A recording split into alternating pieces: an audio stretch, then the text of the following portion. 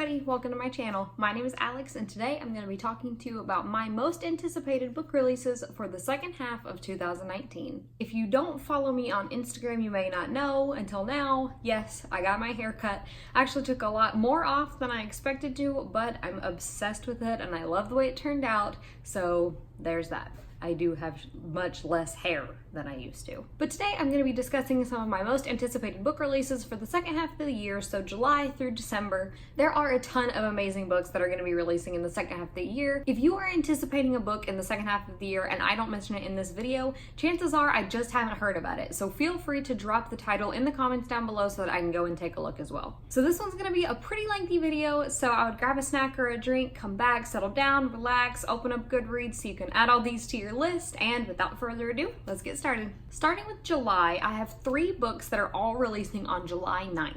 The first novel I am looking forward to is The Bookish Life of Nina Hill by Abby Waxman. This book follows our main character, Nina, who is the only child of a single mother, and she is kind of a homebody. She leads a very simple life that she is really happy with. She doesn't have a partner, she lives alone, she has a cat, she participates on a trivia team and has a job at a bookstore and doesn't really get out that much, but that's how she likes it. Well, all of a sudden she gets the news that the father that she never knew passed away, and now she finds out that she has this huge extended family that all lives really close to her. So while she's really scared to now have to interact with all these people that she never knew, she's trying to take it as an opportunity to get out of her shell and kind of change things up a little bit. First of all, I think the cover of this book is absolutely adorable, and I think the premise sounds like something that's going to be right up my alley. Nina Hill sounds like a character that I think a lot of us that like to read can relate to, and it sounds like this book is definitely going to have some funnier moments and some more hard-hitting elements, so I'm really excited to see how it all comes together. I believe that this is a debut from this author. I'm not 100% sure on that, but regardless, I'm excited to see what it's all about. Another debut releasing on July 9th is Wilder Girls by Rory Power, and this cover also is stunning. This is one of my favorites of the year. This story takes place at the Raxter School for Girls that has been under quarantine for 18 months. This disease called the tox has come in and killed off all of their teachers and has started to infect the girls, and they are now quarantined at this school with no contact to the outside world, trying to find some kind of cure and figure out what's going on. In the midst of this quarantine, our main character Hetty's friend Byatt goes missing, and she has to decide if she wants to leave the quarantine to try to figure out what happened to her friend, and of course things are not always as they seem once she leaves the school. I have heard nothing but hype about this book for months. I am very interested to see how it goes. This doesn't sound like something that I would typically gravitate towards, but I'm really just interested to see how it plays out. Sounds like a very unique premise, and the initial hype has really got me excited. And finally, on July 9th, we have Maybe This Time by Casey West. This novel follows our main character, Sophie, who works for the local florist and has to attend various events throughout the year because of her job. There is also a boy in town named Andrew, who is the son of the local chef, and he winds up at all the same events that Sophie is at.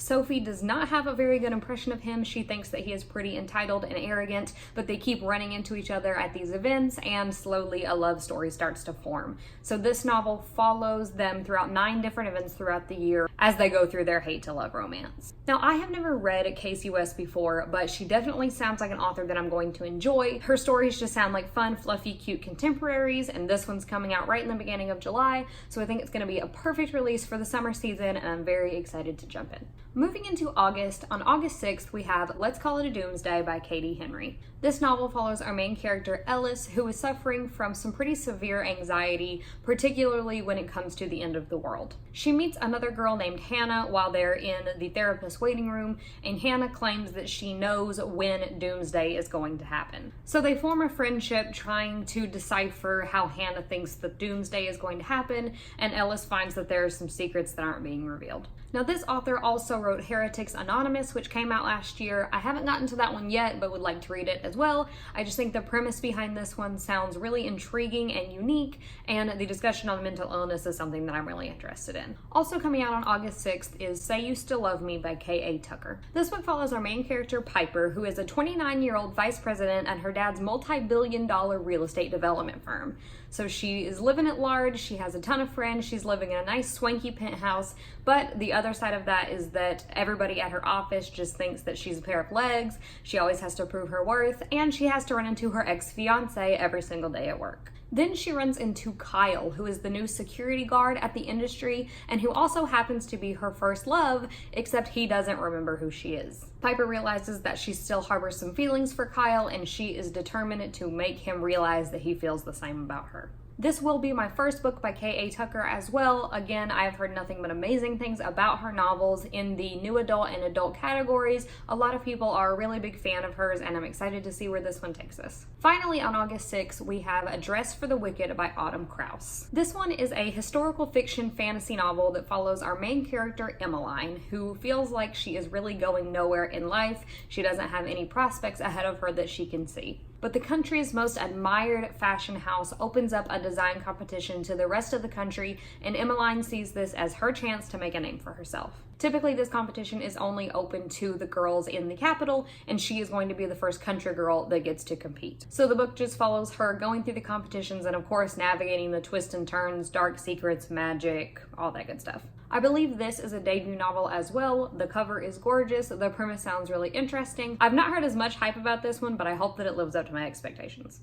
And finally, coming out on August 27th, we have Pumpkinheads by Rainbow Rowell and Faith Erin Hicks. This graphic novel follows our main characters, Deja and Josiah, who work together at a pumpkin farm every year. They don't get to see each other throughout the school year, but from September 1st until Halloween, they work together and they're best friends. But the year that this story takes place is going to be their last year working together at the farm, and Deja wants to go out with a bang. So I just think that this is going to be an adorable Halloween-themed romance. I really loved what I've read from Rainbow Rowell in the past. Obviously, this is her first graphic novel that she's ever releasing, and I'm really excited. I think it's going to be perfect to get us into the Halloween spirit. Moving into September, on September 3rd, we have Permanent Record by Mary H.K. Choi. This book follows our two main characters, Pablo and Leanna, who are on completely opposite sides of life. Pablo has been in college for a year and has absolutely no idea where he's going with his life, whereas Leanna was a child star growing up and has known nothing but fame. The two meet in a snowstorm in Brooklyn at 4 o'clock in the morning and try their hardest to keep their meeting off of social media, but of course it blows up and we get to follow the consequences of that. Mary H.K. Choi is also the author of Emergency Contact, which I've actually heard mixed reviews about, and this one I have heard very, very little about, so as with all of these, I'm interested to see where it takes us. Moving on to September 10th, we have Capturing the Devil by Carrie Maniscalco. This is the fourth and final book in the Stalking Jack the Ripper series.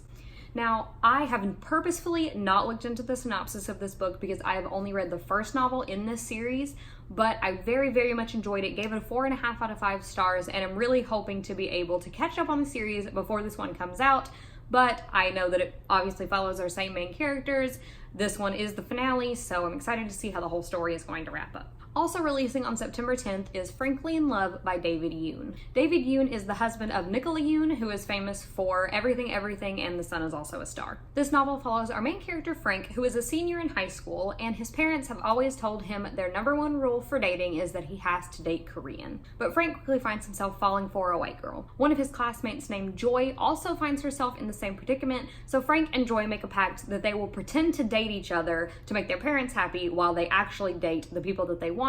But then Frank comes to find out that maybe this was a little more complicated than he originally thought it was going to be. I've again heard a lot of early buzz about this release. It sounds like it's going to be a cute, fluffy contemporary while also diving into some deeper issues, which, you know me, I'm always excited for. On September 17th, we have The Liars of Mariposa Island by Jennifer Matu. This is a historical fiction novel that takes place in 1986, and it follows our main character, Elena, who every summer babysits the 2 children of the Callahans who come to Mariposa Island every year. This particular summer, there's a new boy in town named JC that Elena finds herself falling for. We also follow Elena's brother, Joaquin, who has just graduated from high school and cannot wait to escape his family, and namely his mother, and go to California. This novel also features flashbacks of Elena and Joaquin's mother as she is a teenager fleeing from Cuba. This novel sounds like it's going to be incredibly layered and complex. Even the synopsis, to me, is a little bit hard to grasp at first, but I really think that the novel is going to come together. And the Cuban Revolution is something that I personally have never read before, so I'm really interested to see how this novel approaches that topic. Moving into October, on October 1st, we have Imaginary Friend by Stephen Chbosky. If that name sounds familiar, Stephen Chbosky is the author of The Perks of Being a Wallflower, which was released 20 years ago now, and this is his first novel since then. This This novel follows our main character, Kate, who has taken her young son, Christopher, and fled an abusive relationship. They find themselves in Pennsylvania, and once they get there, Christopher vanishes for 6 days. And when he returns, he is apparently unchanged, but he has a voice in his head and a mission that only they can complete. He says that he has to build a treehouse in the woods by Christmas, or his mother and everyone else in the town will be changed forever. This on Goodreads is pegged as a horror novel, which is obviously miles away from The Perks of Being a Wallflower, so I'm very, very interested to see how this is going to play out, and plus it releases on October 1st, so I feel like that's the perfect way to kick off the Halloween season. Also on October 1st, we have The Fountains of Silence by Ruta Sepetys. Ruta Sepetys is a historical fiction author that is known for writing about lesser-known historical events. This novel takes place in Madrid, Spain in 1957, when the country is under the fascist dictator Francisco Franco. The story follows Daniel, who is from Texas, and he meets Anna, who is the native Spaniard, and their stories come together, and Anna reveals a lot to him about living in Spain post-Spanish Civil War. As with most of Ruta Sepetys' novels, I expect this one to be dark and harrowing, but really doing a good job of shining a light on something that we don't usually discuss in history. I've loved the books that I've read from her so far, and I'm very excited for this new release. Moving ahead to November 5th will be the day that kills me. Our first release on November 5th is The Toll by Neal Shusterman. This is the third and final novel in the Arc of a Scythe trilogy. Now, obviously, since this is the third novel, I'm not going to give you a synopsis, but the ending of the second book destroyed me. The first 2 books in this series have easily made this one of my favorite series of all time, and I am so excited to see how it wraps up. I trust Neal Shusterman with my life, but I might die. And this book also has a 3-year time jump after the events of the second novel, so I have really no idea what could happen, but I trust Neal Shusterman with my life. Also releasing on November 5th is The Starless Sea by Erin Morgenstern. Erin Morgenstern is the author of The Night Circus, which released in 2011, and she has not released anything since. I adore The Night Circus. I'm going to adore this one. I will die on November 5th. This book follows Zachary, who is a graduate student in Vermont, and as he is perusing the library, he winds up finding a book that contains a story from his own childhood. As he tries to figure out how this came to be, of course, he is led on a series of adventures, and I'm just going to read you a little snippet of the Goodreads synopsis to kind of give you an idea of the feel of this book. From the New York Times bestselling author of The Night Circus, a timeless love story set in a secret underground world, a place of pirates, painters, lovers, liars, and ships that sail upon a starless sea. I am again incredibly excited for this. I have loved The Night Circus by Erin Morgenstern, and I trust her very much to do an excellent job with this novel as well. Lastly, in November, on November 19th, we have The Queen of Nothing by Holly Black, which is the third and final book in the Folk of the Air trilogy. Again, last book in the series. I will not be giving you a synopsis for this book, but I finished The Wicked King earlier this month, really enjoyed it, and I'm really interested to see how this series is going to wrap up. Finally, in December, hitting shelves on December 3rd, we have Children of Virtue and Vengeance by Tomi Adeyemi, and this is the sequel to Children of Blood and Bone. Again, won't give you a synopsis for this since it is a continuation, but Children of Blood and Bone was a very popular release last year. I read it earlier in the year, enjoyed it as well, and I'm ready to see how the story continues. And the final book I'll be discussing today releases on December 10th, and that is Regretting You by Colleen Hoover. Colleen Hoover has been one of my favorite authors for several years now. She, if you didn't know, has recently moved away from her publisher at Atria, and now is self-publishing a lot of her books, I believe, so that's good for us because we get more material from her, and I'm very excited to read this next story. I don't know too much about it, but Colleen has said that it examines a mother and daughter relationship, but we do get to see them in separate romances. So it is pegged as a romance, but there's a lot more to it than that. I'm a little shaky on the synopsis, but Colleen Hoover is my favorite author. I will read anything she writes, and I'm very excited to get to this release at the end of the year. So that is it for my most anticipated releases of the second half of the year. Like I said in the beginning, if you have a release that I did not mention here, please drop it in the comments down below so that I can do a little more research. I'm always looking to add more books on my TBR. And if you are excited for any of these books as well, let me know all that in the comments down below. I would love to chat with you guys and hype up these books together. So until next time, bye!